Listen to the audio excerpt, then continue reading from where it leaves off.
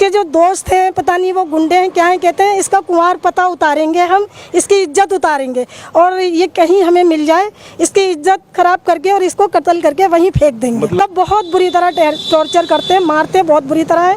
मैं घर से रोड पर भागती हूँ नंगे सर, बिना कपड़े फटे हुए मेरे, कोई मुझे बचाता नहीं है क्योंकि जेंट्स होते हैं उस टाइम पर ठेली पटरी वाले, तो वो मुझे नंगी होती हूँ, कपड़े फटे होते हैं तो वो हाथ नहीं लगाते और मुझे वो टॉर्चर करते हैं। वो उनके साथ गालियाँ देते हैं गंदी गंदी, वो खुद भी गालियाँ देते हैं और कहते हैं चली जा यहाँ से वरना तुझे जान से मार देंगे और इसी घर में दफन कर देंगे और तुझे पता भी नहीं, तेरी लाश का पता नहीं चलेगा।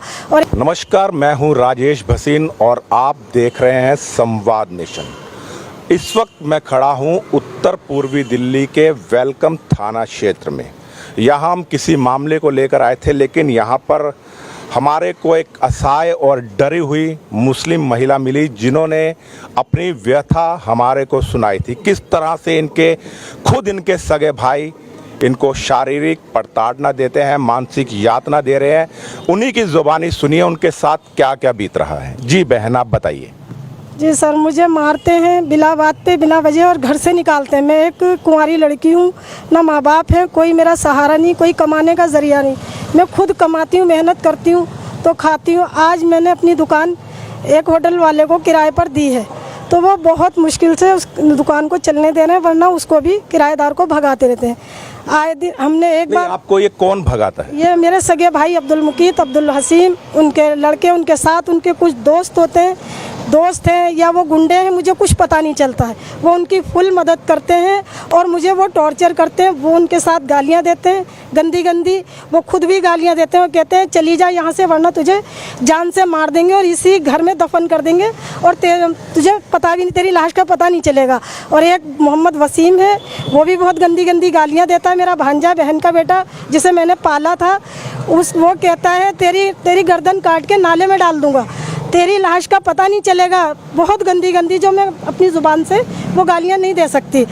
और कभी मतलब इतनी अश्लील गालियाँ देते हैं जिन्हें सुन के बाहर वाले गली मोहल्ले वाले पड़ोसी जो खड़े होते हैं वो भी कान पे हाथ रख के तौबा करके चले जाते हैं।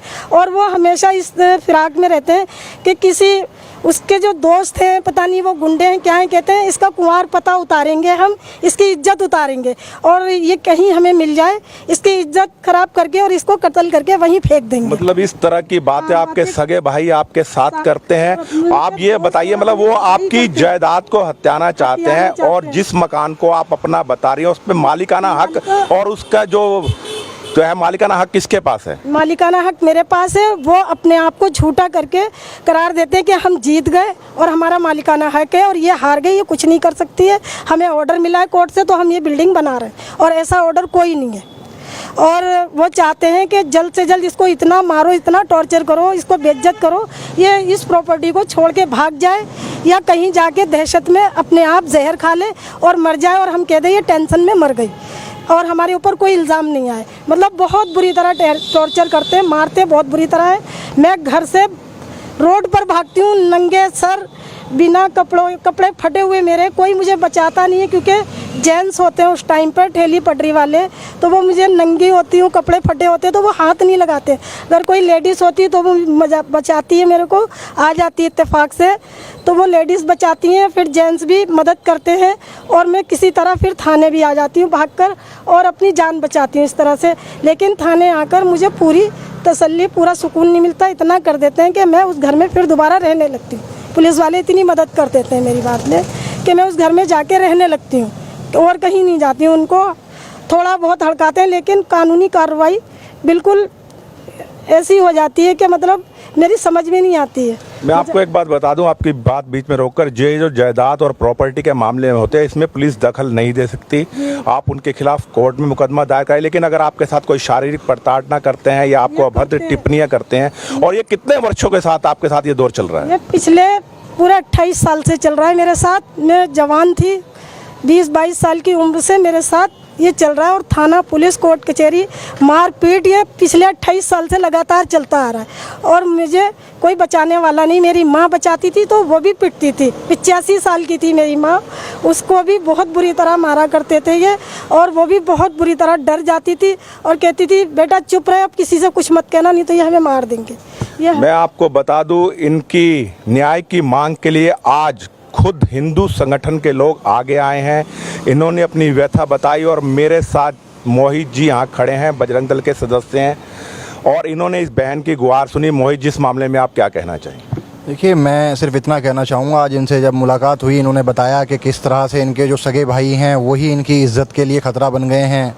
हम हमेशा जान के लिए भी ख़तरा बन गए हैं। हम समाज में हमेशा इस बात को उठाते रहते हैं कि जो जिहादी लोग हैं ये सिर्फ हिंदू समाज के लिए ख़तरा नहीं है, ये अपने ही समाज के लिए भी ख़तरा है। इनको सिर्फ प्रॉपर्टी चाहिए, इनको सिर्फ दुनिया भर की जो है चीज़ें चाहिए। ये किसी के सगे नहीं है। ये बहन है उनकी सगी। जब वो इनके सगे नहीं हो पा रहे हैं तो वो अन्य समाज के साथ क्या करते होंगे। हमारी प्रशासन से, SHO साहब से ये गुहार है कि इस बहन की व्यथा को सुने, इस व्यथा को तुरंत से तुरंत जो इसका समाधान करें। इनके भाइयों को जो भी उनके खिलाफ सख्त कार्रवाई बनती है उस कार्रवाई को करें और इनकी मदद करें।